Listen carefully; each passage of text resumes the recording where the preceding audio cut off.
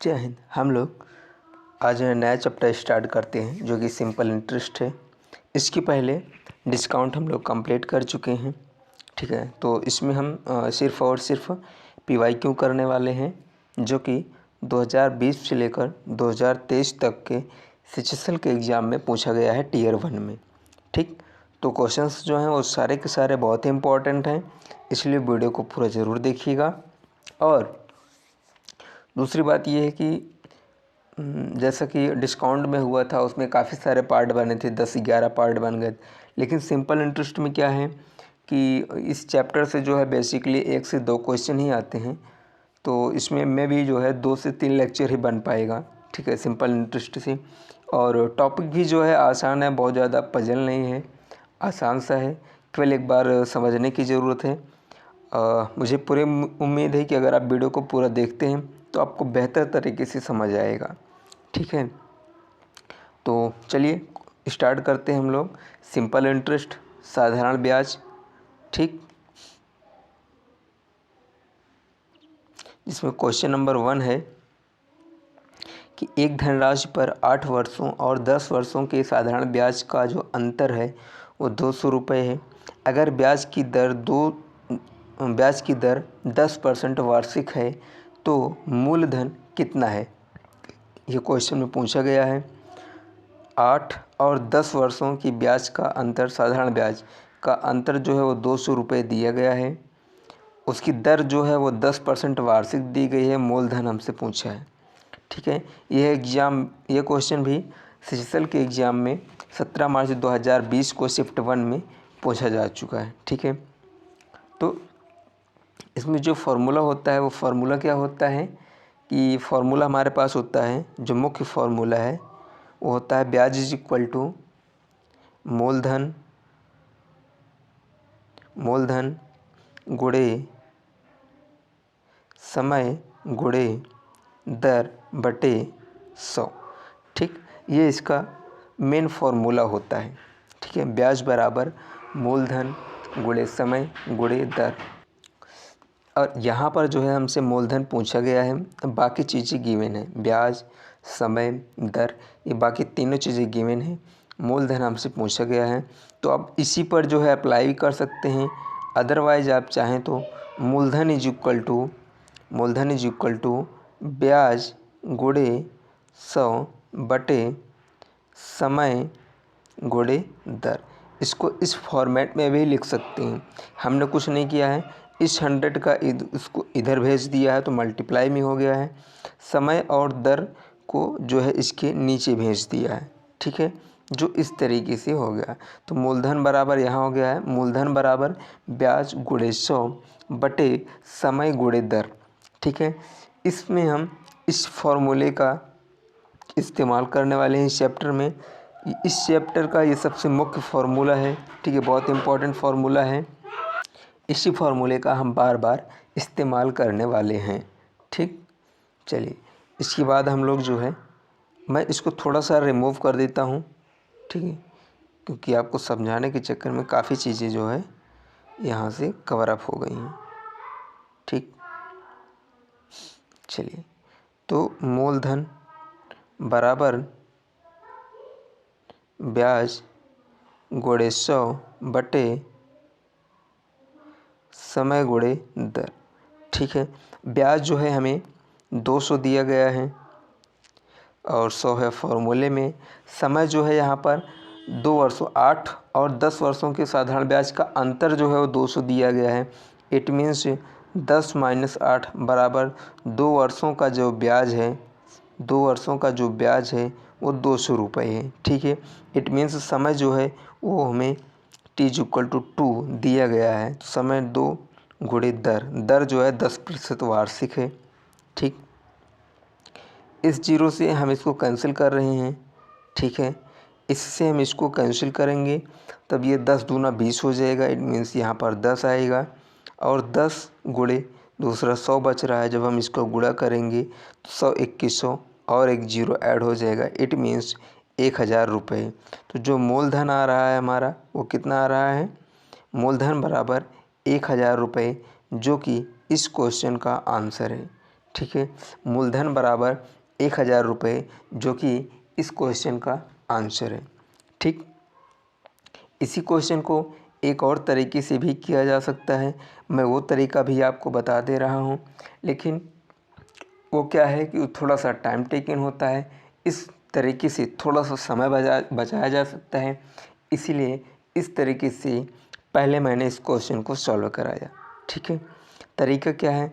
तरीका क्या बेसिकली जो है सेम ही है, फ़र्क ही सिर्फ इतना सा है कि यहाँ पर हमने समय को जो है 10 - 8 करके 2 पुट किया था। उस क्वेश्चन में हम अलग अलग पुट करके उसको सब्ट्रैक्ट करेंगे। जैसे उसका अंतर दिया गया है 200, तो उस तरीके से हम उसको करने वाले हैं। चलिए देखते हैं क्या है, वहाँ बेहतर समझ आएगा। ठीक है, तो फार्मूला हमारे पास जो मेन फार्मूला है वो होता है कि जो हमने कन्वर्ट किया था, जो मेन फार्मूला होता है वो होता है ब्याज बराबर मूलधन गुणे समय गुणे दर बटे 100। ये मेन फार्मूला होता है। तो मूलधन जो है हमें ज्ञात करना है, हम उसको x मान लेते हैं। ठीक है, पहले जो है 10 वर्ष के लिए दिया गया है, दर जो है 10% है, बटे 100 है, माइनस इसी के लिए अब दूसरी बार हम करेंगे। जैसे पहले के लिए हमने 10 वर्ष के लिए एज्यूम किया, अगली बार जो है हम 8 वर्षों के लिए एज्यूम कर रहे हैं। तो x गुणे 8 गुणे दर जो है 10% है, बटे में ये 100। अंतर जो है, ब्याज का जो अंतर है वो 200 रुपये हमें दिया गया है। ब्याज का अंतर ये होने की वजह से हमने इस बीच में जो है माइनस शब्द का माइनस साइन का इस्तेमाल किया है। ब्याज का अंतर दिया गया है, इसीलिए हमने यहाँ पर माइनस साइन लगा करके ये 200 रुपये ऐड किया है। इसी जगह पे अगर होता कि ब्याज का योग जो है वो 200 रुपये है, तब हम यहाँ पर प्लस का साइन लगाते हैं। ठीक, इसी फार्मूले को हम 2 बार इस्तेमाल किए हैं। ठीक है, तो देखिए इस जीरो से हम इस जीरो को कैंसिल कर रहे हैं। ठीक है, नीचे एक 10 बच रहा है। ठीक है, इस जीरो से हम एक जीरो कैंसिल कर रहे हैं, यहाँ भी एक नीचे बच रहा है 10। ठीक, तो 10x बटे 10 माइनस 8x बटे 10 बराबर ये 200 रुपये। ठीक है, 200 रुपये। अब आप सोच रहे होंगे यहाँ पर एक 10 से एक दूसरा 10 भी तो डिवाइड हो सकता है। 10x बटे 10 जो है वो 10 से 10 कैंसिल भी हो सकता है। हाँ, हो सकता है, लेकिन हमने अपने कैलकुलेशन को इजी बनाने के लिए जो है ये हर को जो है सेम रखा हुआ है। ठीक है, डिनोमिनेटर को सेम रखा हुआ है ताकि हमारी कैलकुलेशन आसान रहे। तो ऊपर हो जाएगा 10x माइनस 8x बराबर, ये बटे में जो है कंप्लीट 10 रहेगा, यहाँ पर कंप्लीट 10 रहेगा। इस 10 को हम इस तरफ जब भेज देंगे तब ये जो है बटे में, इधर जो है बटे में है, उधर जाके गुणे में हो जाएगा। ठीक, तो यहाँ पर हो जाएगा 200 गुणे 10।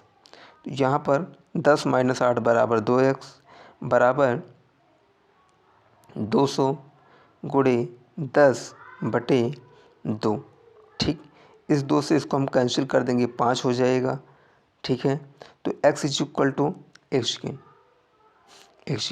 यहाँ पर ये 2 नहीं रहेगा, क्योंकि इस 2 को हमने जो है यहाँ भेज दिया है, तो यहाँ पर ये 2 अब ख़त्म हो गया। ठीक है, आता 10 - 8 करके, 10 - 8 करके यहाँ पर 2 ज़रूर आ रहा है, लेकिन उस 2 को हमने जो है यहाँ पर भेज दिया है भाग में। ठीक है, तो यहाँ से 2 जो है वो ख़त्म हो चुका है। तो x इज इक्वल टू हमारे पास आएगा 200 गुणे 5, तो 2 पंचे 10 हो गया और 2 जीरो। तो x इज इक्वल टू आ रहा है 1000। x को हमने जो है मूलधन माना था, तो जो है मूलधन हमारा 1000 रुपये आ रहा है, जो कि पिछले तरीके से भी आया था। ठीक है, तो ये थोड़ा सा टाइम टेकिंग था। जो यहाँ पर 2x आ रहा है, इसको ये घटाने के बाद यही 2 वहाँ पर हमने एज्यूम कर लिया था। जब उसको एज्यूम क्या किया था, जब उसको घटा लिया था 10 - 8, तो वहाँ पर 2 आ गया था। बात वही है। ठीक है, ये थोड़ा सा टाइम टेकिंग था, वहाँ पर थोड़ा सा समय बच जाता है। ठीक, चलिए अगला क्वेश्चन है कि किसी धनराशि पर 8% वार्षिक दर से 4 वर्ष और 8 वर्ष में प्राप्त साधारण ब्याज का योग 960 रुपये है, वह धनराशि ज्ञात कीजिए। इट मीन्स वह मूलधन ज्ञात कीजिए, एक तरीके से धनराशि ज्ञात कीजिए। ठीक, फॉर्मूला हम लोग वही इस्तेमाल करेंगे। देखिए पिछले क्वेश्चन में ब्याज का अंतर दिया गया था, इस क्वेश्चन में ब्याज का योग दिया गया है। ठीक, पिछले क्वेश्चन में ब्याज का अंतर दिया गया था, इस क्वेश्चन में ब्याज का योग दिया गया है। ठीक है, तो हम कैसे करेंगे, वही जो हमारे पास फार्मूला होता है कि ब्याज इज इक्वल टू होता है मूलधन गुणे समय गुणे दर बटे 1000, ये होता है हमारे पास फार्मूला। ठीक है, तो मूलधन जो है वो हमें ज्ञात करना है, तो हम उसको x मान लेते हैं। समय जो है पहले 4 वर्ष दिया गया है, दर 8% है, बटे में 100 है। इसका योग कहा है, यानी कि प्लस का साइन रहेगा बीच में। ठीक है, x गुणे समय जो है 8 वर्ष है, दर जो है वो 8 है, बटे 100 है। टोटल योग जो है वो 960 रुपये दिया गया है। ठीक, इसको हम कैंसिल कर रहे हैं, 4 एक्के 4 होता है और 25 चौके 100 होता है। सिमिलरली यहाँ भी 4 एक्के 4 यानी कि ये 4 दूना 8 हो जाएगा और ये 25 चौके 100 हो जाएगा। ठीक है, फिर से अपनी कैलकुलेशन को इजी बनाने के लिए हम ऐसा जो है नीचे जो है सेम अपने पास डिनोमिनेटर को सेम बना रहे हैं। ठीक है, डिनोमिनेटर को सेम बना रहे हैं, हालांकि ये वाला तो इससे ज़्यादा कटेगा भी नहीं। ठीक है, मतलब दोनों ही, ये हो जाएगा 8x बटे 25 प्लस 8 दूना 16 x बटे 25 बराबर 960। ठीक, तो ये इधर हो जाएगा 16 8 16 4 20 4 24x बराबर 960 गुणे 25। ठीक, तो x इज इक्वल टू हो जाएगा 960 गुणे 25 बटे 24। तो ये 24 चौके 96 होता है, 24 चौके 96, तो एक जीरो और ऐड हो गया जो कि यहाँ बच रहा था। ठीक है, तो 24 चौके 96, तो 40 गुणे 25, x इज इक्वल टू 40 गुणे 25, 25 चौका 100 होता है, एक जीरो और, यानी कि 1000 रुपये।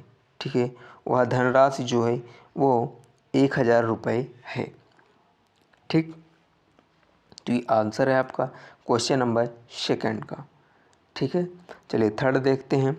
थर्ड है कि 8925 रुपये का ऋण 2 समान अर्धवार्षिक किस्तों में चुकाया जाता है।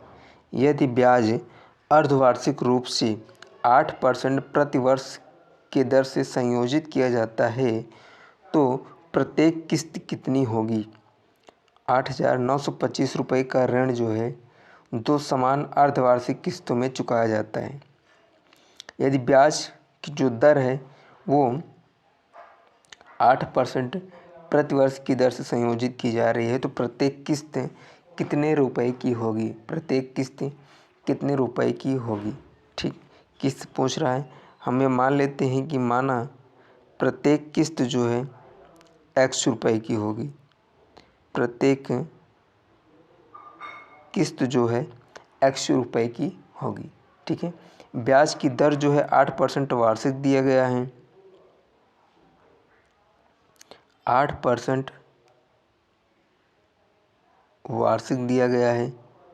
ठीक, और हमसे जो है यहाँ पर अर्धवार्षिक की बात किया है तो हम इसको 2 से डिवाइड कर देंगे। ठीक है, 8/2%, इट मीन्स इसको हम 4% लिख सकते हैं। ठीक, चलिए, तो फॉर्मूला हमारे पास क्या होता है, फॉर्मूला हमारे पास होता है मूलधन इज इक्वल टू करके, तो यहाँ पर मूलधन जो है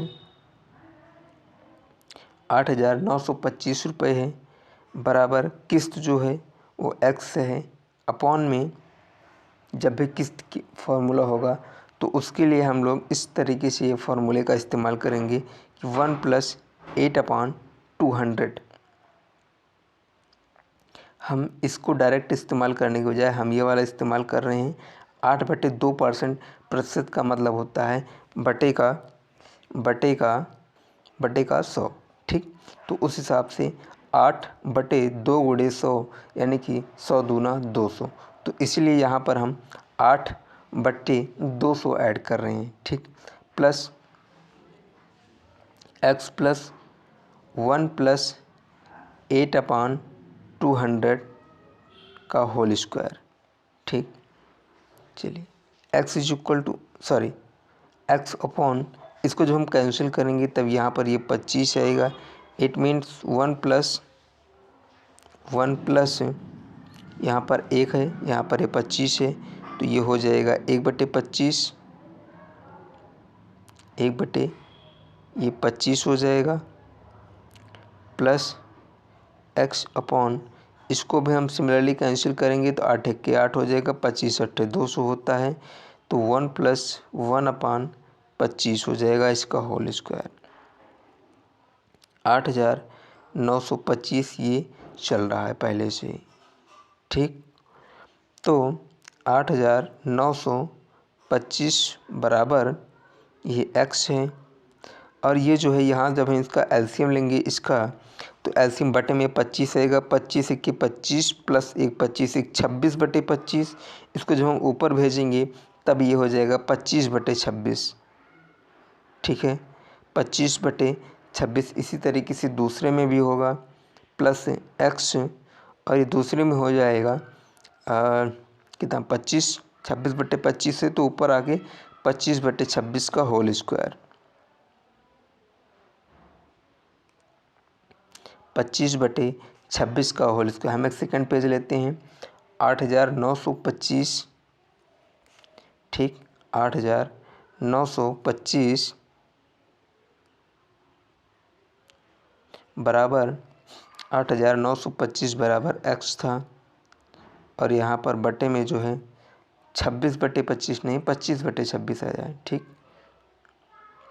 25/26 प्लस x, और ये दूसरा 25/26 का होल स्क्वायर। ठीक, चलिए, तो इस पूरे में से हम x × 25/26 को कॉमन निकाल रहे हैं। ठीक है, इन दोनों टर्म में से x × 25/26 को कॉमन निकाल रहे हैं, तब यहाँ पर जो है एक 25/26 बच जाएगा, क्योंकि यहाँ पर एक होल स्क्वायर है। ठीक है, ये क्या हो गया भाई। ठीक है, तो यहाँ पर हम कॉमन कर रहे हैं 25/26 इंटू x। ठीक है, अंदर यहाँ पर 1 बचेगा, प्लस इधर जो है 25/26 ये बच रहा है। ठीक, ये हो जाएगा 25, क्या हो रहा है भाई, 25/26 x गुणे ये हो जाएगा 26 × 26 प्लस 25/26, यानी कि 26 + 25 यानी कि 51/26 ये बच रहा है। ठीक, और यहाँ है 8925 रुपये। ठीक है, तो ऊपर जो है कंप्लीटली हमारे पास आ रहा है। एक बार और ऐसे ही लिख के दिखा रहा हूँ आपको समझने के लिए। 25x गुणे 51/26 गुणे 26 ये हमारे पास आ रहा है। ठीक है, तो 25x इक्वल टू हो जाएगा 8925 गुणे 26 गुणे 26/51। ठीक, बटे का 51 है, और इस 25 को जब हम उधर ले जाएंगे तब यह भी जो है भाग में जाएगा। इट मीन्स यहाँ पर हो जाएगा गुणे का 25, और यहाँ से ये हट जाएगा। ठीक है, तो मैं इस पूरे को हटा के यहाँ पर केवल x लिख दे रहा हूँ। ठीक, अब हमारे पास है x इक्वल टू 8925 गुणे 26 गुणे 26 बटे 51 गुणे 25। ठीक, इसको अब हम कैंसिल कर सकते हैं। कितना 25 3 75, ठीक है। 8,925 को हम 25 से कैंसिल कर रहे हैं डायरेक्टली, ठीक। तो 25 की 25 इधर जो है 25 3 75, 75 5 9 5 14, 14 बच रहा है, यानी कि 142 142 बच रहा है, यानी कि 25 पंचुआ 125, 25 पंचुआ 125, 142 था, 142 था, 125 माइनस करेंगे तो 17 बचेगा, ठीक है। और बगल में एक 5 और है, यानी कि 17 5, यानी कि 175 जो है बच रहा है, 175, इट मीन्स 175 बच रहा है। तो 25 छक्का 150, 25 सत्ते 175, ठीक है, 25 सत्ते 175 ये बच रहा है। आप सिंपली भाग करके देख लीजिएगा, मैं बिल्कुल करेक्ट हूँ, ठीक है। 357 ही आएगा, ठीक। तो ये है 357 गुणे 26 गुणे 26 बटे 51, ठीक। 51 से इसको कैंसिल करेंगे तो सीधी सीधी दिख रहा है कि ये 7 गुना जाएगा, ठीक है। क्योंकि 50 सत्ते 7 पचे 35 के हिसाब से 350 तो वैसे ही हो गया, एक यहाँ पर है तो 7 1 के साथ, वैसे भी 7 1 के साथ 7 पचे 35 सीधा सीधा दिख रहा है। तो x = 7 गुणे ये 26 का स्क्वायर है, 26 गुणे 26 यानी कि जो है 26 का स्क्वायर होता है 676, ठीक है।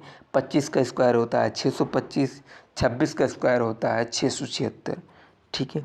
676 का 7 से गुणा कर दीजिए, 7 छंग 42, 2 4 हासिल, 7 सत्ता 49, 4 53, 5 हासिल, 7 छंग 42 5 47,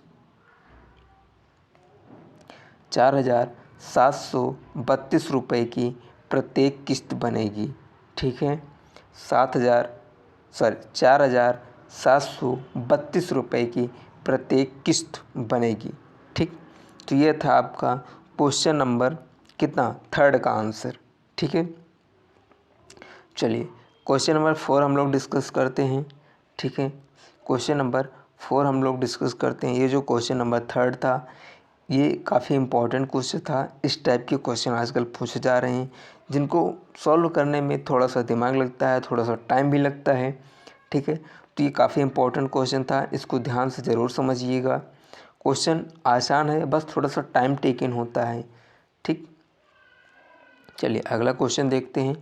क्वेश्चन नंबर 4 है कि एक निश्चित राशि को 26% की वार्षिक ब्याज दर पर निवेश किया जाता है, जिस पर ब्याज वार्षिक रूप से संयोजित होता है। यह राशि कितने वर्षों में स्वयं की दोगुनी हो जाएगी? यह राशि कितने वर्षों में स्वयं की दोगुनी हो जाएगी, ये पूछा है आपसे, ठीक। तो इसमें जो फार्मूला हम इस्तेमाल करने वाले हैं वो फार्मूला होता है P in bracket 1 + R upon 100 की पावर n = a, ठीक है।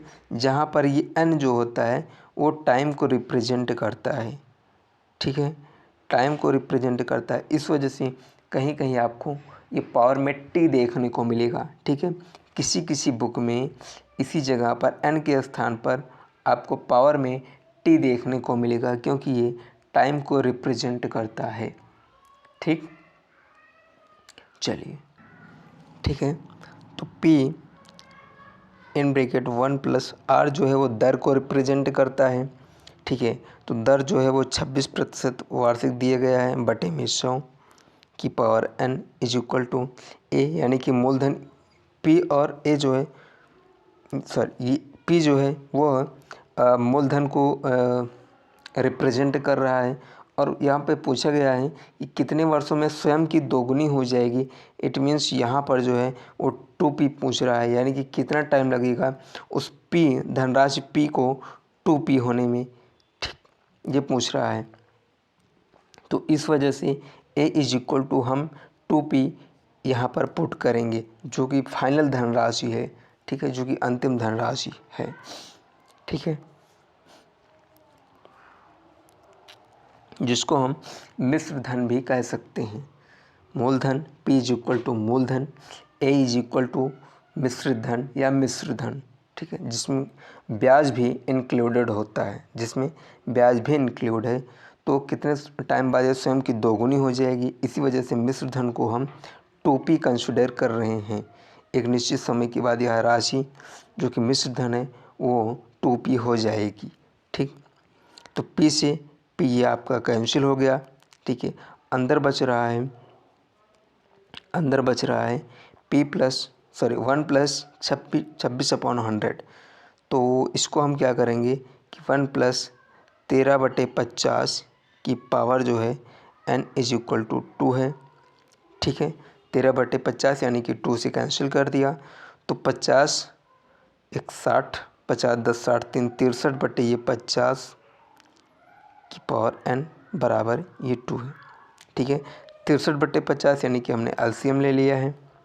ठीक, अब जब हम इसको हम कैंसिल करेंगे तो 63/50 को जब हम कैंसिल करेंगे तो 50 के 50 यानी कि 1 पॉइंट समथिंग में जाएगा। 13 बच रहा है, दशमलव लगेगा तो जो है 100 हो जाएगा, यानी कि 130 50 दूना 100।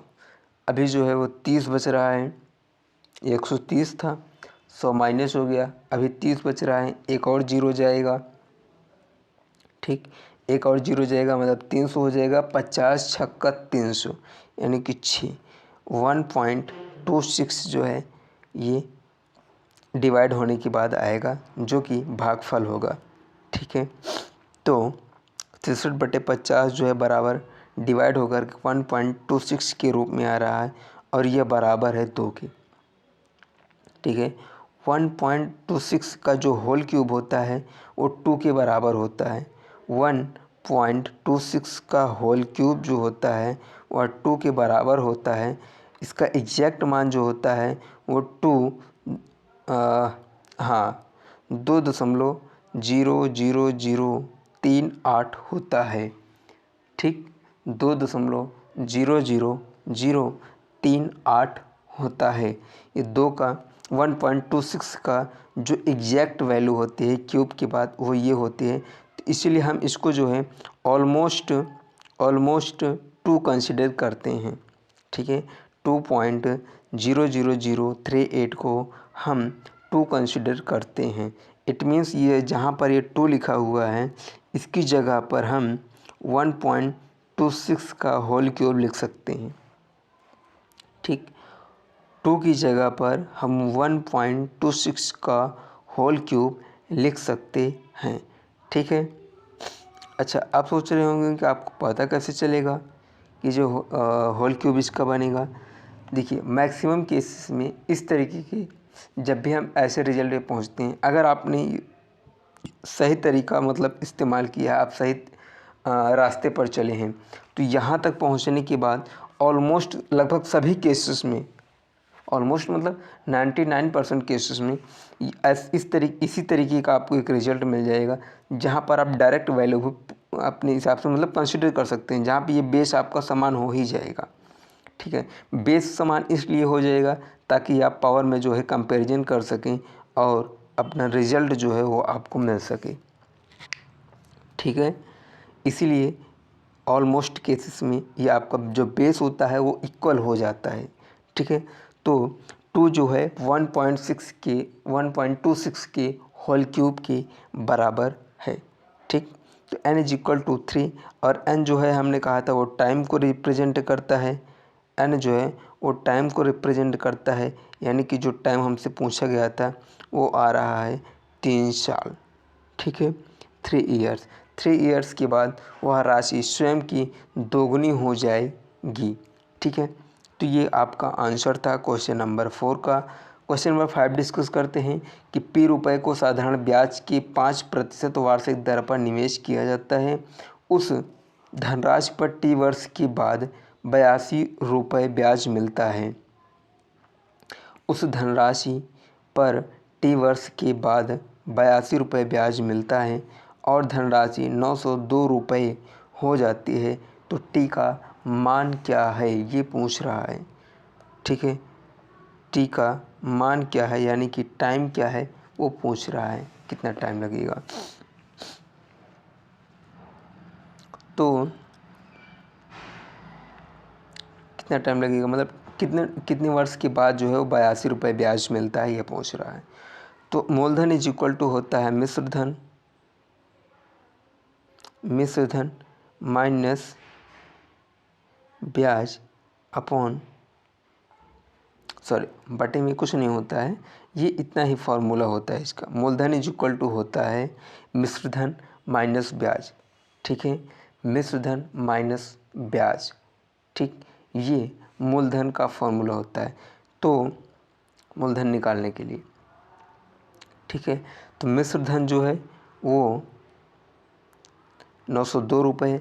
मिश्र धन वो अमाउंट होता है जो मूलधन प्लस ब्याज को जोड़ करके बना होता है। मूलधन वह अमाउंट होता है जो मिश्र धन वह अमाउंट होता है जो मूलधन और ब्याज को शामिल करने के बाद होता है, ठीक है। तो इसीलिए मिश्र धन में से जब हम ब्याज को निकाल देंगे, माइनस कर देंगे, तो हमारे पास मूलधन राशि आ जाएगी, ठीक है। मिश्र धन इज इक्वल टू होता है मूलधन प्लस ब्याज। ऐसी राशि जिसमें मूल राशि में ऐसी राशि जो कि मूल राशि है उसमें अगर ब्याज को भी शामिल कर दिया जाए तब वह राशि जो है वो मूलधन बन जाती है, मिश्र धन बन जाती है, ठीक है। तो इसीलिए मिश्र धन में से अगर हम ब्याज को निकाल दें तब यह राशि मूलधन बन जाती है। तो उसी तरीके से 902 रुपये जो है वो ब्याज के बाद जो है वो 902 रुपये हुआ है। ये जो धनराशि 902 रुपये दी गई है इसमें 82 रुपये ब्याज जोड़ा गया है। तो इसी 82 रुपये को अगर हम माइनस कर देंगे तब हमें जो राशि मिलेगी वो मूलधन होगी, ठीक। तो टोटल कितना है, 820 रुपये मूलधन है, ठीक है। चलिए, फॉर्मूला हमारे पास होता है समय निकालने के लिए टी इज इक्वल टू ब्याज गुणे 100 अपॉन मूलधन गुणे दर, ठीक, मूलधन गुणे दर। तो इसमें आप वैल्यू पुट कर दीजिए, इसके बाद आपका काम हो चुका है लगभग। तो ब्याज जो है वो हमारे पास 82 रुपये दिया गया है 100 बटे मूलधन जो है वो 820 रुपये है, दर जो है वो 5% वार्षिक दिया गया है, ठीक। इसी को जो आप सॉल्व कर लीजिए, 82 1 के 82, 82 दाम 820 होता है, तो 10 आ गया, ठीक। टी इज इक्वल टू, इस जीरो से ये जीरो आपका कैंसिल हो गया। यहाँ पर जो है हमारे पास ऊपर 10 बच रहा है, नीचे 5 बच रहा है, 5 दूना 10 यानी कि 2 हो गया। T is equal to 2 year, T is equal to 2 year यानी कि 2 साल, ठीक है।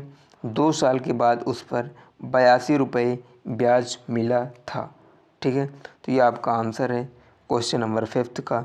लास्ट क्वेश्चन देखते हैं जो कि 6 है। अमित 2 वर्ष के बाद एक निश्चित राशि पर 480 रुपये के साधारण ब्याज का भुगतान किया जिसकी दर 8% वार्षिक थी, तो राशि बताइए, यानी कि मूलधन आपको बताना है, ठीक है।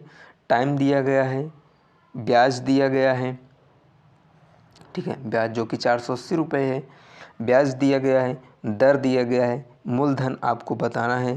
तो मूलधन का जो फॉर्मूला होता है वो होता है मूलधन इज इक्वल टू ब्याज गुणे 100 बटे समय गुणे दर, ठीक है। ब्याज 480 रुपये गुणे 100 बटे समय 2 दर 8, ठीक है। 8 पंचे 40, 8 छंग 48 और ये जीरो जो है ऐड हो जाएगा, ठीक। तो ऊपर बच रहा है 60 गुणे 100 बटे 2, इसको आप कैंसिल करेंगे तब यहाँ पर आपका 30 आ रहा है, ठीक। तो मूलधन इज इक्वल टू 30 गुणे 100, ठीक। तो 3 1 के 3, 3 जीरो और ऐड हो जाएंगे यानी कि 3000 रुपये, ठीक है। तो मूलधन बराबर आ रहा है 3000 रुपये। ये इस क्वेश्चंस का आंसर है। 3000 रुपये की राशि पर 2 वर्ष के बाद 8% वार्षिक की दर से 480 रुपये का भुगतान कर रहा है वह व्यक्ति। तो जो मूलधन राशि है वो 3000 रुपये आया है, जो कि इस क्वेश्चन का आपका आंसर है। ठीक है, तो क्वेश्चन सारे के सारे बहुत इंपॉर्टेंट थे। ठीक है, और अगर आपने वीडियो को यहाँ तक देखा है तो एक कमेंट करके आप लोग ज़रूर बताइए कि आपको चीज़ें समझ आ रही हैं कि नहीं। ठीक है, चलिए मिलते हैं अगली क्लास में। जय हिंद।